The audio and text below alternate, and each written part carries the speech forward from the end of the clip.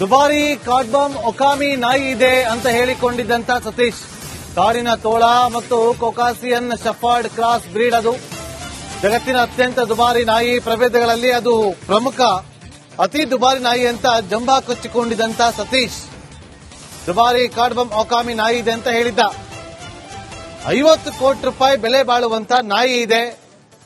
ತನ್ನ ಬಳಿ ಇರುವಂತ ನಾಯಿ 50 ಕೋಟಿ ರೂಪಾಯಿ ಅಂತೇಳಿ ಶೋ ಆಫ್ ಅನ್ನು ಕೂಡ ಕೊಟ್ಟಿದ್ದಂತ ಸತೀಶ್ ಸುಳ್ಳನ್ನ ಹೇಳದ್ನ, ಸುಳ್ಳು ಹೇಳಿ ಈಗ ತಗಲಾಕೊಂಡ ಅನ್ನೋ ಅನುಮಾನಗಳೀಗ ಉಟ್ಕೊಳ್ತಾ ಇದೆ. ಮತ್ತೊಂದು ಕಡೆ ಇಡಿ ಅಧಿಕಾರಿಗಳು ದಾಳಿಯನ್ನ ಮಾಡಿ ಪ್ರಶ್ನೆಗಳ ಮೇಲೆ ಪ್ರಶ್ನೆಗಳನ್ನ ಮಾಡ್ತಾ ಇದ್ರೆ, ಅದೇ ರೀತಿಯಾಗಿ ಸತೀಶ್ ಸುಳ್ಳಿನ ಮೇಲೆ ಸುಳ್ಳನ್ನ ಹೇಳ್ಕೊಂಡು ಬರ್ತಾ ಇದ್ದಾನಂತೆ.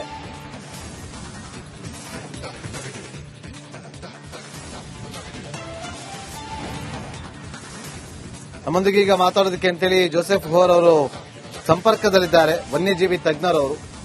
ಜೋಸೆಫ್ ಹೋರ್ ಅವರೇ, 50 ಕೋಟಿ ರೂಪಾಯಿ ನಾಯಿ ಇರುತ್ತಾ ಅಂತ ಮೊದಲನೇ ಪ್ರಶ್ನೆ. ಅಷ್ಟು ಇದ್ದಿದ್ರೆ ಇಡೀ ಇದು ಅದು ಏನಂದ್ರೆ ಜನ ಮಾತಾಡ್ತಾರೆ ಜಾಸ್ತಿ. ಆ ಲೆಕ್ಕಾಚಾರ ಈಗ ನಮ್ಮ ಏರಿಯಾದೊಳಗೆ ಒಬ್ರು ಇದ್ದಾರೆ, ಕೆನಲ್ ಇಟ್ಟಿದ್ದಾರೆ. ಅವ್ರೊಳಗೂ ಒಂದು maximum up to about 35 lakhs ಅಂತೂ ಒಂದೊಂದು ಮರಿಗಳು ಮಾರ್ತಾರೆ.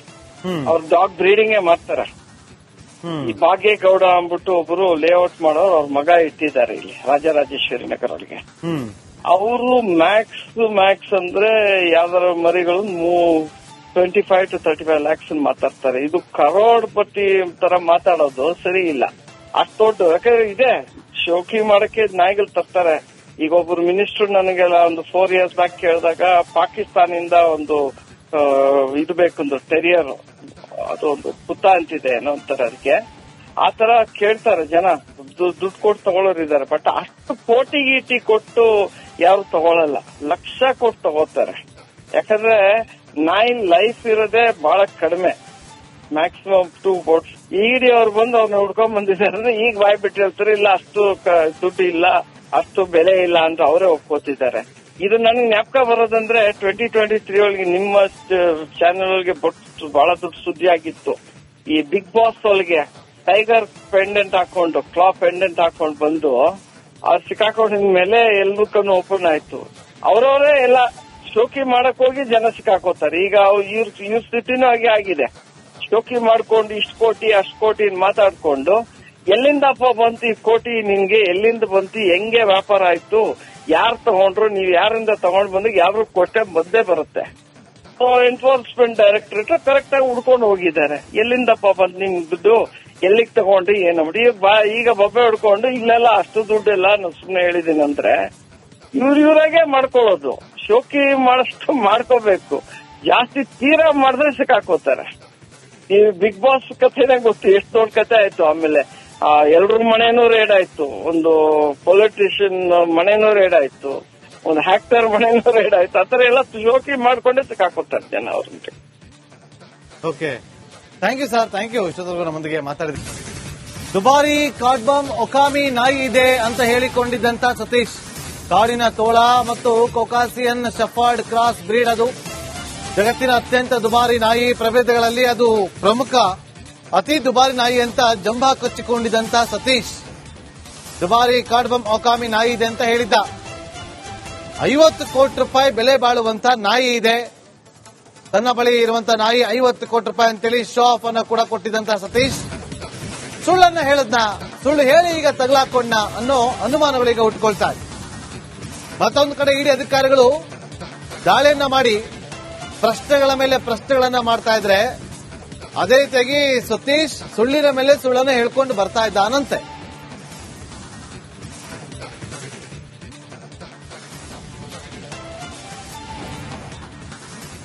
ನಮ್ಮೊಂದಿಗೆ ಈಗ ಮಾತಾಡೋದಕ್ಕೆ ಅಂತೇಳಿ ಜೋಸೆಫ್ ಹೋರ್ ಅವರು ಸಂಪರ್ಕದಲ್ಲಿದ್ದಾರೆ, ವನ್ಯಜೀವಿ ತಜ್ಞರವರು.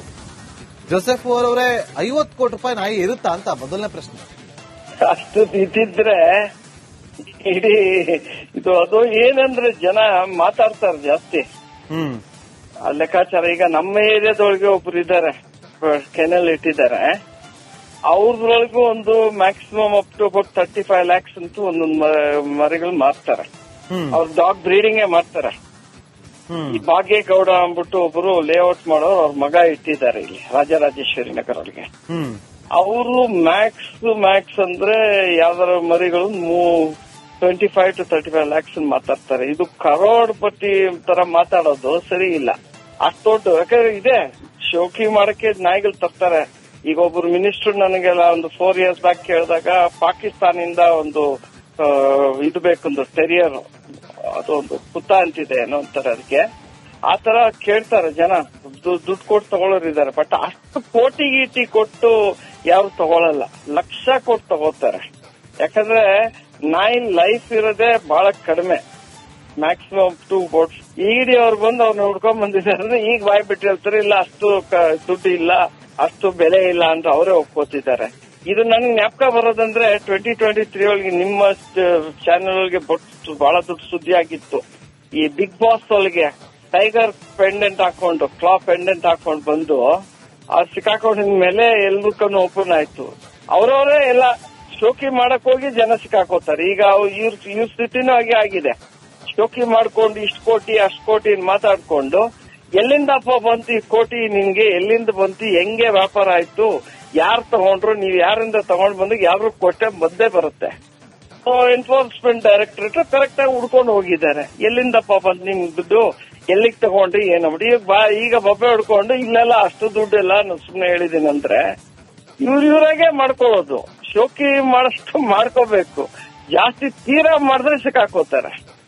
ಈ ಬಿಗ್ ಬಾಸ್ ಕಥೆನೇ ಗೊತ್ತು, ಎಷ್ಟು ದೊಡ್ಡ ಕಥೆ ಆಯ್ತು. ಆಮೇಲೆ ಎಲ್ರ ಮನೆನೂ ರೇಡ್ ಆಯ್ತು, ಒಂದು ಪೊಲಿಟಿಷಿಯನ್ ಮನೆನೂ ರೇಡ್ ಆಯ್ತು, ಒಂದು ಹ್ಯಾಕ್ಟರ್ ಮನೆನೂ ರೇಡ್ ಆಯ್ತು. ಆತರ ಎಲ್ಲ ಶೋಕಿ ಮಾಡ್ಕೊಂಡೇ ಸಿಕ್ಕಾಕೋತಾರೆ ಜನ ಅವ್ರಿಗೆ.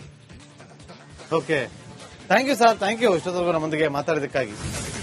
ದುಬಾರಿ ಕಾಡ್ಬಾಮ್ ಒಕಾಮಿ ನಾಯಿ ಇದೆ ಅಂತ ಹೇಳಿಕೊಂಡಿದ್ದಂತ ಸತೀಶ್, ಕಾಡಿನ ತೋಳ ಮತ್ತು ಕೊಕಾಸಿಯನ್ ಶಫರ್ಡ್ ಕ್ರಾಸ್ ಬ್ರೀಡ್, ಅದು ಜಗತ್ತಿನ ಅತ್ಯಂತ ದುಬಾರಿ ನಾಯಿ ಪ್ರಭೇದಗಳಲ್ಲಿ ಅದು ಪ್ರಮುಖ ಅತಿ ದುಬಾರಿ ನಾಯಿ ಅಂತ ಜಂಬ ಕೊಚ್ಚಿಕೊಂಡಿದ್ದಂತ ಸತೀಶ್ ದುಬಾರಿ ಕಾಡ್ಬಾಮ್ ಒಕಾಮಿ ನಾಯಿ ಇದೆ ಅಂತ ಹೇಳಿದ್ದ.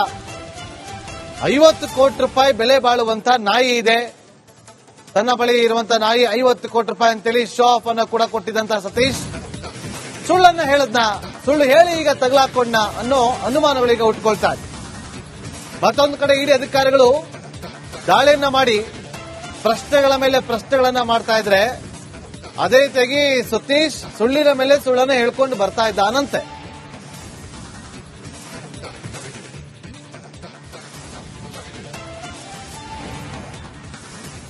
ನಮ್ಮೊಂದಿಗೆ ಈಗ ಮಾತಾಡೋದಕ್ಕೆ ಅಂತೇಳಿ ಜೋಸೆಫ್ ಹೋರ್ ಅವರು ಸಂಪರ್ಕದಲ್ಲಿದ್ದಾರೆ, ವನ್ಯಜೀವಿ ತಜ್ಞರವರು. ಜೋಸೆಫ್ ಹೋರ್ ಅವರೇ, 50 ಕೋಟಿ ರೂಪಾಯಿ ನಾಯಿ ಇರುತ್ತಾ ಅಂತ ಮೊದಲನೇ ಪ್ರಶ್ನೆ.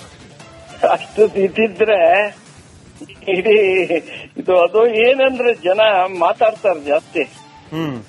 ಆ ಲೆಕ್ಕಾಚಾರ ಈಗ ನಮ್ಮ ಏರಿಯಾದೊಳಗೆ ಒಬ್ರು ಇದ್ದಾರೆ, ಕೆನಲ್ ಇಟ್ಟಿದ್ದಾರೆ. ಅವ್ರದೊಳಗೂ ಒಂದು maximum up to about 35 lakhs ಅಂತೂ ಒಂದೊಂದು ಮರಿಗಳು ಮಾರ್ತಾರೆ. ಅವ್ರ ಡಾಗ್ ಬ್ರೀಡಿಂಗ್ ಮಾಡ್ತಾರೆ. ಈ ಭಾಗ್ಯಗೌಡ ಅಂದ್ಬಿಟ್ಟು ಒಬ್ರು ಲೇಔಟ್ ಮಾಡೋರು, ಅವ್ರ ಮಗ ಇಟ್ಟಿದ್ದಾರೆ ಇಲ್ಲಿ ರಾಜರಾಜೇಶ್ವರಿ ನಗರ ಒಳಗೆ. ಅವರು ಮ್ಯಾಕ್ಸ್ ಅಂದ್ರೆ ಯಾವ್ದಾರ ಮರಿಗಳು 25 to 35 lakhs ಮಾತಾಡ್ತಾರೆ. ಇದು ಕರೋಡ್ಪತಿ ತರ ಮಾತಾಡೋದು ಸರಿ ಇಲ್ಲ. ಅಷ್ಟೊಂದು ಯಾಕಂದ್ರೆ ಇದೆ ಶೋಕಿ ಮಾಡಕ್ಕೆ ನಾಯಿಗಳು ತರ್ತಾರೆ. ಈಗ ಒಬ್ರು ಮಿನಿಸ್ಟರ್ ನನಗೆಲ್ಲ ಒಂದು 4 years ಬ್ಯಾಕ್ ಕೇಳಿದಾಗ ಪಾಕಿಸ್ತಾನಿಂದ ಒಂದು ಇದು ಬೇಕೊಂದು ಟೆರಿಯರ್, ಅದೊಂದು ಕುತ್ತ ಅಂತಿದೆ ಏನೋ ಅಂತಾರೆ ಅದಕ್ಕೆ. ಆತರ ಕೇಳ್ತಾರೆ ಜನ, ದುಡ್ಡು ಕೊಟ್ಟು ತಗೊಳ್ಳೋರಿದ್ದಾರೆ. ಬಟ್ ಅಷ್ಟು ಕೋಟಿ ಗೀಟಿ ಕೊಟ್ಟು ಯಾರು ತಗೊಳಲ್ಲ, ಲಕ್ಷ ಕೊಟ್ಟು ತಗೋತಾರೆ. ಯಾಕಂದ್ರೆ ನಾಯಿ ಲೈಫ್ ಇರೋದೇ ಬಹಳ ಕಡಿಮೆ, ಮ್ಯಾಕ್ಸಿಮಮ್ 2 boats. ಇಡಿ ಅವ್ರು ಬಂದು ಅವ್ರನ್ನ ಹುಡ್ಕೊಂಡ್ ಬಂದಿದ್ದಾರೆ. ಈಗ ಬಾಯ್ ಬಿಟ್ಟು ಹೇಳ್ತಾರೆ ಇಲ್ಲ ಅಷ್ಟು ದುಡ್ಡು ಇಲ್ಲ, ಅಷ್ಟು ಬೆಲೆ ಇಲ್ಲ ಅಂತ ಅವರೇ ಒಪ್ಕೋತಿದ್ದಾರೆ. ಇದು ನನಗೆ ಜ್ಞಾಪಕ ಬರೋದಂದ್ರೆ 2023 ಒಳಗೆ ನಿಮ್ಮ ಚಾನೆಲ್ ಒಳಗೆ ಬಹಳ ದೊಡ್ಡ ಸುದ್ದಿ ಆಗಿತ್ತು. ಈ ಬಿಗ್ ಬಾಸ್ ಒಳಗೆ ಟೈಗರ್ ಪೆಂಡೆಂಟ್ ಹಾಕೊಂಡು, ಕ್ಲಾ ಪೆಂಡೆಂಟ್ ಹಾಕೊಂಡು ಬಂದು ಅವ್ರು ಸಿಕ್ಕಾಕೊಂಡಿದ ಮೇಲೆ ಎಲ್ರಿಗೂ ಓಪನ್ ಆಯ್ತು. ಅವರವರೇ ಎಲ್ಲ ಶೋಕಿ ಮಾಡಕ್ ಹೋಗಿ ಜನ ಸಿಕ್ಕಾಕೋತಾರೆ. ಈಗ ಇವ್ರ ಸ್ಥಿತಿನೂ ಹಾಗೆ ಆಗಿದೆ. ಶೋಕಿ ಮಾಡ್ಕೊಂಡು ಇಷ್ಟು ಕೋಟಿ ಅಷ್ಟು ಕೋಟಿ ಮಾತಾಡ್ಕೊಂಡು ಎಲ್ಲಿಂದಪ್ಪ ಬಂತು ಈ ಕೋಟಿ ನಿನ್ಗೆ, ಎಲ್ಲಿಂದ ಬಂತು, ಹೆಂಗೆ ವ್ಯಾಪಾರ ಆಯ್ತು, ಯಾರು ತಗೊಂಡ್ರು, ನೀವ್ ಯಾರಿಂದ ತಗೊಂಡ್ ಬಂದಾಗ ಯಾರು ಕೊಟ್ಟೆ ಬಂದೇ ಬರುತ್ತೆ. ಎನ್ಫೋರ್ಸ್ಮೆಂಟ್ ಡೈರೆಕ್ಟರೇಟ್ ಕರೆಕ್ಟ್ ಆಗಿ ಹುಡ್ಕೊಂಡು ಹೋಗಿದ್ದಾರೆ. ಎಲ್ಲಿಂದಪ್ಪ ಬಂತು ನಿಮ್ ದುಡ್ಡು, ಎಲ್ಲಿಗೆ ತಗೊಂಡ್ರಿ ಏನೋ ಈಗ ಬೊಬ್ಬೆ ಹೊಡ್ಕೊಂಡು ಇಲ್ಲೆಲ್ಲ ಅಷ್ಟು ದುಡ್ಡೆಲ್ಲ ನಾನು ಸುಮ್ನೆ ಹೇಳಿದೀನಿ ಅಂದ್ರೆ ಇವ್ರಾಗೆ ಮಾಡ್ಕೊಳ್ಳೋದು. ಶೋಕಿ ಮಾಡಷ್ಟು ಮಾಡ್ಕೋಬೇಕು. ಜಾಸ್ತಿ ತೀರಾ ಮಾಡಿದ್ರೆ ಸಿಕ್ಕಾಕೋತಾರೆ. ಈ ಬಿಗ್ ಬಾಸ್ ಕಥೆನೇ ಗೊತ್ತು, ಎಷ್ಟು ದೊಡ್ಡ ಕಥೆ ಆಯ್ತು. ಆಮೇಲೆ ಎಲ್ರ ಮನೆನೂ ರೇಡ್ ಆಯ್ತು, ಒಂದು ಪೊಲಿಟಿಷಿಯನ್ ಮನೆನೂ ರೇಡ್ ಆಯ್ತು, ಒಂದು ಹ್ಯಾಕ್ಟರ್ ಮನೆನೂ ರೇಡ್ ಆಯ್ತು. ಆತರ ಎಲ್ಲ ಶೋಕಿ ಮಾಡ್ಕೊಂಡೇ ಸಿಕ್ಕಾಕೋತಾರೆ ಜನ ಅವ್ರಿಗೆ. Okay, thank you sir, thank you ಇಷ್ಟೊತ್ತವರೆಗೂ ನಮ್ಮೊಂದಿಗೆ